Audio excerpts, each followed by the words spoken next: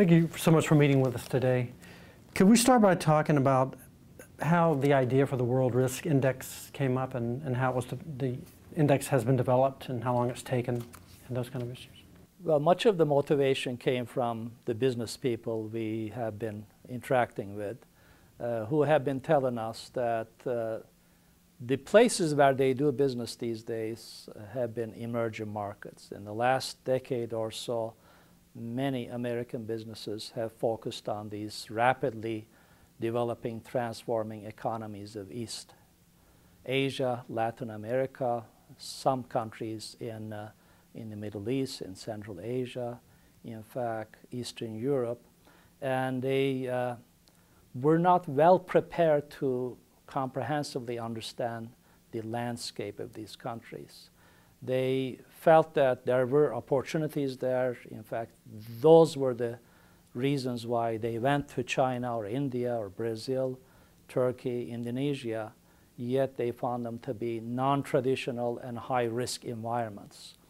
And the idea was to come up with a comprehensive tool, a managerial tool, that would inform them as to the potential vulnerabilities of doing business in these countries.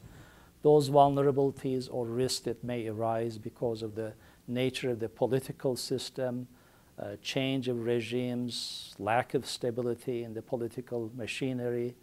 It may be related to the commercial landscape, particular customs and habits and regulations or lack of regulations, the environment for protecting intellectual property. It may be related to the culture of those organizations and those countries and the people in those countries. And it may be due to So what we're talking about is reasons as information, well. and information is power. If you're a businessman, Exactly. the more information, the better.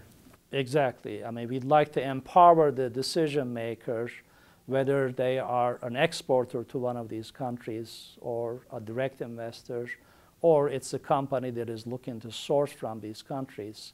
Take out as much of the mystery and uncertainty out of doing business in these countries and inform them so that they would minimize the potential risk that they would encounter in those countries. How big of a task was this to develop the index? Was there lots of, did it take a long time, a lot of input? We've been working on it for well over a year, and we've had a great group of young researchers working with us on it. And it's taken a lot of conceptualization and continuing to refine and work on what we call the buckets and the bubbles of the index. Because what we like to say is that it both widens the lens and that's a conceptual thing in a sense that it adds a lot of operational and societal variables as well as the traditional governance and economics variables that you would see in traditional indexes. And so you then, those are our main buckets are governance, economics, operations, and society, but then you have extensive conceptualization underneath that. Could you give me an example of some of the subcategories that you could find on the index? Well, for example, under the governance bucket, you would have bubbles which would include rule of law, voice and accountability, political instability. Under societal, you would have health indicators, gender indicators, demographic indicators, environmental indicators, and from each of those bubbles, then you can drill down to what specifically it is in a country which might be something of concern, might be a risk that you need to look at. So if you're drilling down in, say, in operations, you can go to the amount, who is, of our 92 countries, which is the country that has the most problems with customs or the most procedures it takes to start business, to allow you to sort of center in on focus your lens, that wide lens, you focus it in. Like, for example, how long does it take to get a building permit or how long, or business license, those kind of issues? Correct. Gets very specialized. When we started this research effort, we looked at what was already available. to the managers, and we found some indicators, indices of political risk and also currency risk. These have been around for some time, but we felt that they did not incorporate many other risks that one encounters in doing business in foreign markets. For example, the commercial risk or operational risk that we have been able to generate, as well as societal risk or cultural risk that we've been able to represent. So we wanted to come up with something much more comprehensive, and we went to various data sources, and that's when we spent a lot of time digging various databases, typically prepared by governments or international agencies or independent informational consulting types of organizations, World Bank kinds of organizations, in order to identify data associated with countries which would incorporate these risk elements. Today we have a database that covers 250 different risk elements, incorporated, grouped under what Chris called the buckets, what we can call dimensions of doing business in foreign markets: the political dimension, economic dimension, commercial or operational dimension, and cultural dimension. So today the tool is very comprehensive. One of the best uses of this managerial tool is the ability to drill down.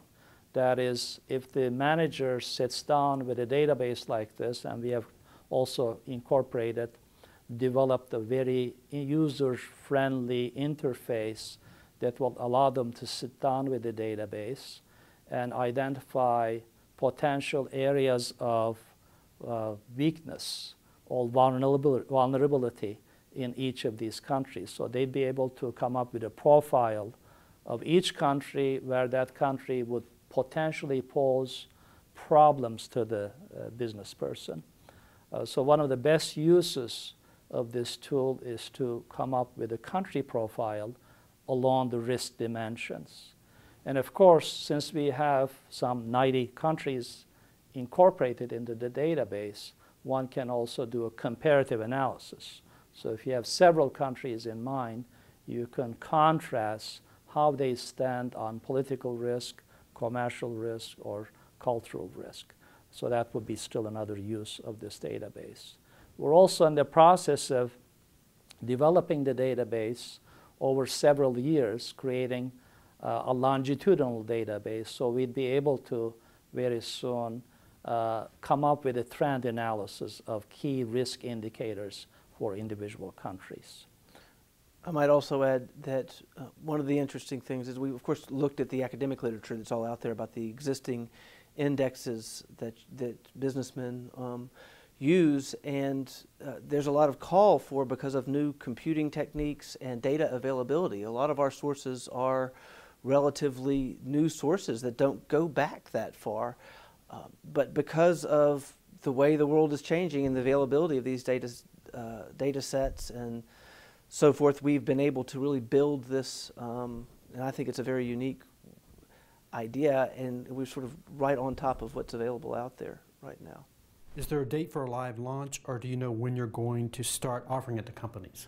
We are very close. We are very close. We are confident that the database is fairly complete right now, and it represents the risk elements fairly well. We're in a month or two, we would like to be able to offer this as a resource to companies.